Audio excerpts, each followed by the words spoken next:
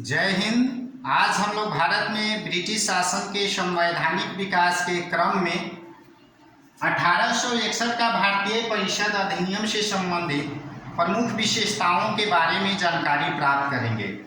1857 ईस्वी के विद्रोह के बाद 1858 ईस्वी का अधिनियम पारित हुआ।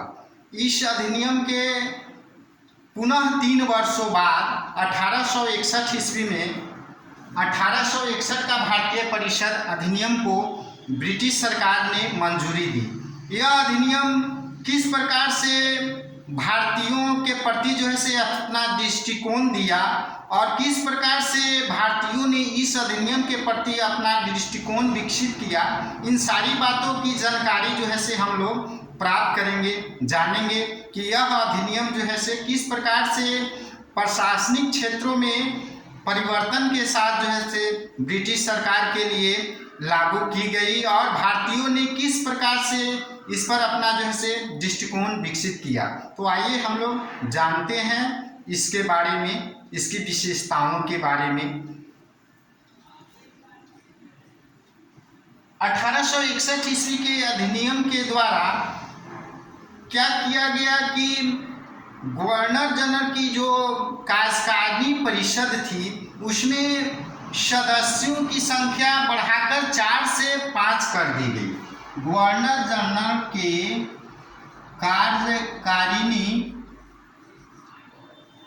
कार्यकारिणी परिषद में सदस्यों की संख्या 4 से बढ़ाकर 5 कर दी गई और यह जो 5वां सदस्य जो गवर्नर जनरल की कार्यकारिणी परिषद में जो जोड़ा गया वह विधिवेता के रूप में उसका मनोनयन किया गया, यानी नियुक्त किया गया। वह विधिवेता के रूप में, विधिवेता का मतलब आपको हुआ जिस प्रकार से संपूर्ण विश्व में सबसे बड़े विधिवेता के रूप में हमारे देश के डॉक्टर भीमराव रामजी अंबेडकर को माना या समझा जाता है। उसी प्रकार से क्या हुआ कि एक विधिवेता के रूप में, उतने बड़े विधिवेता के रूप में तो वो लोग थे नहीं, लेकिन एक विधिवेता के रूप में कार्यकारिणी परिषद में जोड़ा गया सदस्यों की संख्या 4 से बढ़ाकर 5 कर दी गई और 5वां सदस्य कानून की जानकारी रखने वाला था। तो यह प्रावधान 1861 ईस्वी का भारतीय परिषद अधिनियम के अंतर्गत लाया गया। इसमें क्या किया गया, इस एक्ट के अनुसार कि जो सदस्य होते थे उनकी न्यूनतम संख्या आपको न्यूनतम 6 हो सकते थे। परिषद में सदस्यों की संख्या न्यूनतम 6 और अधिकतम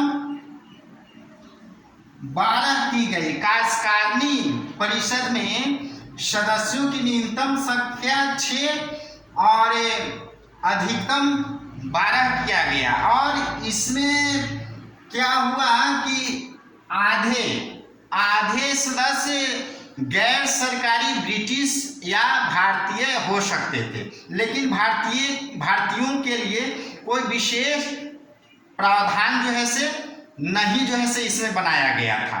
और ये भारतीय कौन होंगे?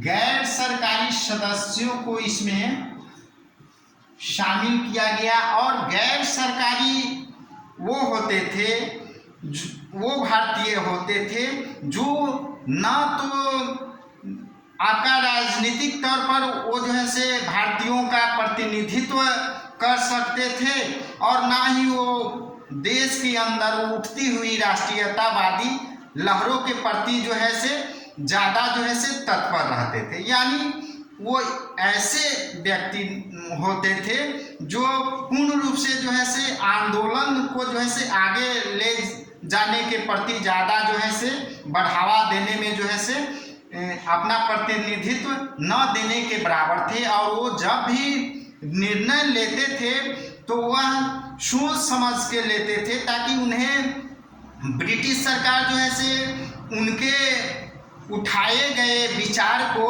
राजद्रोह के अंतर्गत नहीं लाते। तो इस प्रकार से वैसे गैर सरकारी सदस्य होते थे जो उच्च श्रेणी या उच्च पदों से संबंधित होते थे, जैसे भारत के राजे, महाराजे और राजवाड़े इस पद के लिए नियुक्त होते थे। और इसके अंतर्गत कैनिंग ने क्या किया कि उसने नियुक्त किया था आपको जो है से बनारस के महाराजा, पटियाला के महाराज, ऐसे लोगों को नियुक्त करता था। तो इस प्रकार से उच्च श्रेणी के राजवाड़े नियुक्त होते थे। और इसी के अंतर्गत जो है से सैयद अहमद खां,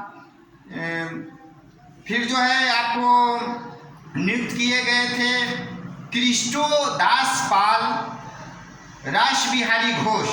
तो इस प्रकार से ये ऐसे लोग नियुक्त होते थे जो भारतीय क्रांतिकारी आंदोलन का उचित तरीके से और राष्ट्रीयतावादी क्रांतिकारी बढ़ती हुई गतिविधियों को आगे ले जाने के प्रति जो है से ज़्यादा सचेत नहीं हो पाते थे, लेकिन वो भी अपना जो है से एक समर्थन जो है से भारतीय राष्ट्रीयता के प्रति देते थे, लेकिन सोच समझ कर देते थे।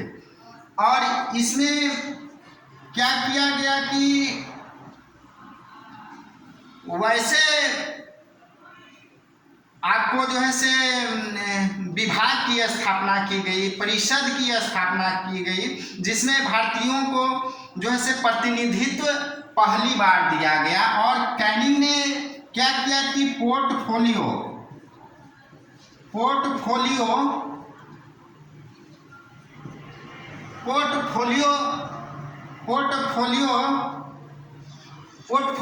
सिस्टम को विकसित किया और भारत में जो है पहली बार प्रतिनिधि तौर पर जो है प्रतिनिधित्व को पहली बार जो है मंजूरी इसमें जो है दिया गया। और विभागीय प्रणाली यानी कैबिनेट की नींव जो है इसी 1861 ईस्वी के अंतर्गत जो है रखा गया। पोर्टफोलियो का मतलब होता है कि राज्य एक तरह से इसमें अपना शासन जो है चलाएगी, और जो अभी की जिस प्रकार से जो मंत्री नियुक्त होते हैं उसी प्रकार से विभागीय प्रणाली और शासन के संचालन करने के लिए जो है मंत्रिमंडलीय व्यवस्था जो है एक तरह से जो है प्रतिनिधित्व को जो है दिया गया। और वो विशेष तौर पर वैसे लोग होते थे जिन्हें जो है विशेष जो है पद दिया जाता था इसके अंतर्गत, जैसे वित्त के लिए, राजस्व के लिए या सैन्य विभाग के लिए, यानी एक ऊंचा पद दिया जाता था पोर्टफोलियो सिस्टम के अंतर्गत। तो इस प्रकार से मंत्रिमंडलीय व्यवस्था की नींव जो है इसके अंतर्गत जो है 1861 ईस्वी के भारतीय प्रणाली के अंतर्गत जो है 1861 का भारतीय परिषद अधिनियम के अंतर्गत जो है रखा गया। इसमें ये तीसरा, तो इस प्रकार से ये सारी जो है अधिनियम के अंतर्गत जो है इसमें मंजूरी दिया गया। और इसमें जो मंत्रिमंडलीय जो परिषद की जो रचना की गई थी वो पोर्टफोलियो सिस्टम के अंतर्गत जो है किया गया था। इसमें क्या किया गया कि जो एक तरह से विधान परिषद का जो है इसी के अंतर्गत जो है गठित करने के लिए मंजूरी दिया गया विधान परिषद का। लेकिन यह विधान परिषद जो था से शक्तिहीन अवस्था में था। विधान परिषद जो था तो यह विधान परिषद शक्तिहीन तौर पर देखा जाता था। न ही यह सरकार से बिना आज्ञा के अपना बजट पेश कर सकती थी, न ही किसी महत्वपूर्ण फैसलों पर अपना निर्णय ले सकती थी। तो इस प्रकार से यह जो है शक्तिहीन अवस्था में जो थी से कार्य कर रही थी विधान परिषद। और इसी एक्ट के अंतर्गत क्या किया गया कि 1862 ईस्वी और 1886 ईस्वी और 1897 ईस्वी में क्या किया गया कि विधान परिषदों का गठन जो है से बंगाल, क्रमशः बंगाल और आपका उत्तरी पश्चिमी सीमा प्रांत और पंजाब में की गई। इसी एक के अंतर्गत जो है से आपका विधान परिषद का गठन जो है से किया गया। इस एक्ट के अंतर्गत क्या हुआ कि पहली बार आपको जो है से अध्यादेश जारी करने के लिए जो है से वायसराय को जो है से गवर्नर जनरल को अंतर्गत गवर्नर जनरल को वायसराय के रूप में परिवर्तित कर दिया गया था 1858 के अधिनियम के अंतर्गत। तो गवर्नर जनरल को अध्यादेश जारी करने का अधिकार दिया गया और इसके अंतर्गत जो है जब जारी जिस दिन से माने अध्यादेश जारी किया जाता था उस तिथि से लेकर 6 मास तक इसका जो है से प्रभाव जो है से बना रहेगा। तो गवर्नर जनरल को विधान परिषद की आज्ञा के बिना ही संकटकालीन अवस्था में अध्यादेश जारी करने का जो है से आपको जो है से अधिकार इसी एक्ट के अंतर्गत 1861 के एक्ट के अंतर्गत जो है से दिया गया। फिर इसमें क्या हुआ कि इस एक्ट के अंतर्गत क्या हुआ कि बम्बई और मद्रास प्रांत को फिर से विधान परिषद के रूप में आपको क्या है कि अपना कानून जो है से बम्बई और मद्रास को फिर से अपने प्रांतों के लिए कानून बनाने का अधिकार जो है से दिया गया। लेकिन यह कानून जो है से बिना गवर्नर जनरल की आज्ञा के लागू नहीं हो सकता था। तो इस प्रकार से क्या हुआ कि बम्बई और मद्रास प्रांत को इस एक्ट के द्वारा फिर से अपने लिए कानून बनाने का अधिकार दिया गया, क्योंकि 1833 ईस्वी के एक्ट के द्वारा जो है से इसका अधिकार जो है से प्रांतों पर कानून बनाने का अधिकार जो है से वापस ले लिया गया था। लेकिन फिर इस एक्ट के द्वारा जो है से बहाल किया गया, यानी कहने का मतलब कि विकेंद्रीकरण की प्रक्रिया शुरू हुई, यानी कि राज्यों को भी जो है से दिया गया। केंद्रीयकरण की नीति के अंतर्गत क्या होता था कि एक अधिकार किसी के पास जो है से रहता था, वायसराय के पास या गवर्नर जनरल के पास। लेकिन इस एक्ट के द्वारा विकेंद्रीयकरण की नीति को जो है से मंजूरी दिया गया और प्रांतों को भी अधिकार दिया गया। तो ये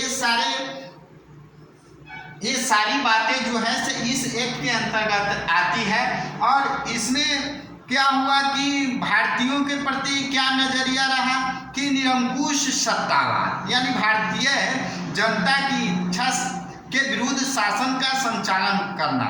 इसी पर 1861 ईस्वी में भारत के राज्य सचिव जो चार्ल्स वुड, उस समय जो है से चार्ल्स वुड को बनाया गया था, तो उनका कहना था कि समस्त अनुभव बतलाता है कि जब एक शक्तिशाली जाति दूसरी शक्तिशाली जाति पर शासन करती है तो शासन का मुलायम से मुलायम रूप भी निरंकुश सत्तावाद होता है। सोचिए कितना जो है से आपको जो है से इस इंडियन काउंसिल एक्ट को प्रस्तुत करते हुए चार्ल्स वुड का कथन जो है से किस प्रकार से जो है से भारतीयों के प्रति जो है से उनका विचार जो है से दर्शाता है कि एक निरंकुश सत्ता ही होता है। और इसके 1 वर्ष बाद ही जो है से उन्होंने वायसराय एल्गिन को पत्र लिखा और उसमें कहा कि जो भारत में परिस्थितियां मौजूद है उससे स्पष्ट होता है कि यहाँ पर जो शासन जो संचालित हो रही है भारतीयों की इच्छा के विरुद्ध, तो इसका मतलब है कि निरंकुश सत्तावाद ही जो है से इसमें जो है से परिस्थिति इसका निरंकुश सत्तावाद का मौजूद है। तो इस प्रकार से ये ऐसा दृष्टिकोण था जो है से इस एक्ट के प्रति। और इसमें भारतीयों को क्यों सम्मिलित किया गया इस एक्ट के अंतर्गत, ताकि 1857 ईस्वी की क्रांति के जैसा फिर से कोई जो है से ज़्यादा जो है से बड़ा जो है से क्रांतिकारी जो है से आंदोलन शुरू न हो जाए। इसीलिए जो है से भारतीयों को इसमें जो है से प्रतिनिधित्व जो है से इस एक्ट के अंतर्गत दिया गया। इसका एक जो है से वाक्य है आपका कि जब बलरामपुर के राजा दिग्विजय सिंह को जब इस परिषद के अंतर्गत सदस्य बना दिया गया, ये लोग जो है 2 वर्ष के लिए नियुक्त होते थे, गैर सरकारी सदस्य 2 वर्षों के लिए नियुक्त होते थे। तो बलरामपुर के राजा दिग्विजय सिंह के एक रिश्तेदार ने पूछा कि आप वोट किस प्रकार देते हैं, तो उनका कहना था कि मैं वायसराय की तरफ देखता हूं और जब वो हाथ उठाते हैं तो मैं भी उठा देता हूं, जब वो गिराते हैं तो मैं भी गिरा देता हूं, जबकि वे अंग्रेजी का एक शब्द तक नहीं जानते थे। तो इस प्रकार से ऐसा जो है से उन लोगों का अंग्रेजों का विचार था इस एक्ट के प्रति।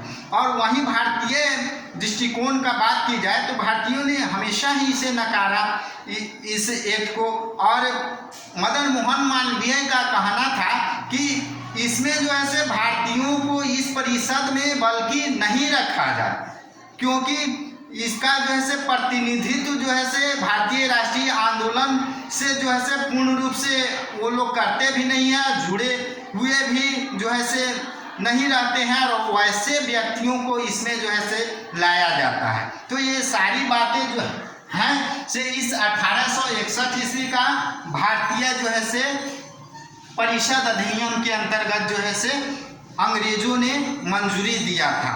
तो ये सारी बातें इस एक्ट के अंतर्गत ही आती है।